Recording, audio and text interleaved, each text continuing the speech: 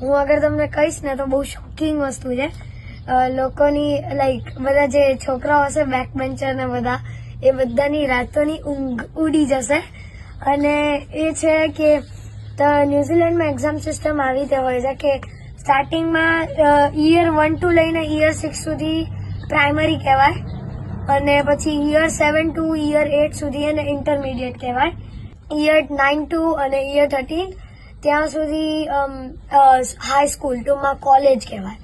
તો પછી અહીંયા યર 9 થી જ કોલેજ સ્ટાર્ટ થઈ જાય બાય ધ વે, અને હું યર 8 માં છું. તો અહીંયાની એક્ઝામ સિસ્ટમ એવી હોય છે કે તમને લોકોને યર 1 થી યર 8 સુધીમાં યર 10 સુધીમાં ટુમાં યર 1 થી યર 10 સુધીમાં તમારે એક્ઝામ હોતી જ નથી. ખાલી નોર્મલ ટેસ્ટ હોય like PAT test, class test normal જેવી રીતે રીડિંગ, રાઇટિંગ, મેથ્સના મોસ્ટ ઓફ સબ્જેક્ટ્સ હું કહું મારા ક્લાસમાં મને જે ભણાવે છે મેઇનલી મારા 3 જ સબ્જેક્ટ છે મારા ક્લાસમાં. એક છે રીડિંગ, એક છે રાઇટિંગ અને એક છે મેથ્સ. આપણે જેવી રીતે ત્યાં બેગમાં જે આમ 12 બુકો લઈ જતા હતા એવું નથી. મતલબ મારી આખી બેગ ખાલી હોય છે. તો એવી મજા આવે મને તો. અને બીજી વસ્તુ મારું યર 8 નું હવે ગ્રેજ્યુએશન બી આવશે, એટલે યર 9 માં જઈશ. તો યર 9 થી હજી બી એક્ઝામ્સ નથી. મેં તમને જેવી રીતે કીધું છેક 10મા ધોરણ સુધી એક્ઝામ્સ નથી. તો પછી 11 થી હવે એક્ઝામ સ્ટાર્ટ થાય. એને લેવલ 1 કહેવાય, યર 12 ને લેવલ 2, યર 13 ને લેવલ 3.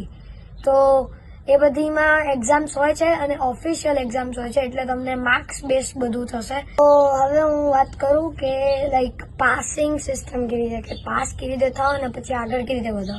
તો અહીંયા એવું છે કે તમને એવું તમારે હાઈ સ્કૂલ તમે અગર યર 8 માં હો તો તમને કોઈ આમ લાઈક ડરવાની જરૂર નથી, કેમ કે એક્ઝામ્સ નથી. પ્લસ તમને ટીચર છે ને તમારા કાર્ડ જે હોય ને રિપોર્ટ કાર્ડ, એના અંદર એવું ના લખે કે આ છોકરો મેથ્સમાં બહુ ગંદો હતો, આ છોકરો મેથ્સમાં બહુ ધ્યાન દેવાની જરૂર, એવું નથી લખતા.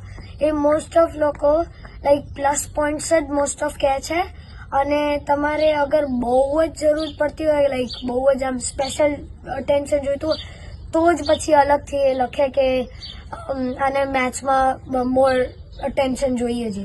રિપોર્ટ કાર્ડમાં એવું લખાય નહીં અને એ તમારા હાઈસ્કૂલને અફેક્ટ ના કરે. તમે મારા કોન્ફિડન્સમાં તો ફૂલ આમ જમી નાશું. પહેલા ત્યાં તો એટલે થોડો આમ ભણવામાં સારો નતો. અહીંયા આવીને એકદમ આમ હું જતું રહ્યું છે, એટલે બહુ ટોપર જેવી ફિલિંગ આવી રહી છે, એટલે કોઈ ચિંતા નહીં.